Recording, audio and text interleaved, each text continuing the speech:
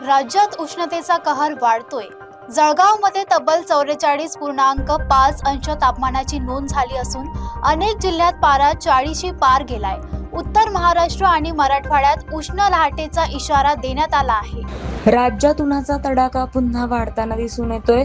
अनेक भागांमध्ये तापमानाचा पारा 40शी पार गेलाय। हवामान विभागानं उत्तर महाराष्ट्र आणि मराठवाडा भागासाठी उष्ण लाटेचा इशारा जारी केलाय। जळगावमध्ये राज्यातील सर्वाधिक 44.5 अंश सेल्सिअस तापमानाची नोंद झाली आहे, तर इतर अनेक जिल्ह्यांमध्येही तीव्र उकाडा जाणवतोय। वाढत्या तापमानामुळे नागरिकांचे हाल होत असून दुपारच्या वेळेत घराबाहेर पडणं टाळावं, भरपूर पाणी प्यावं आणि आवश्यक ती काळजी घ्यावी असं आवाहन हवामान विभागाकडून करण्यात आलंय। दरम्यान पुढील काही दिवस राज्यात उष्णतेची तीव्रता कायम राहण्याची शक्यता आता व्यक्त केली जाते।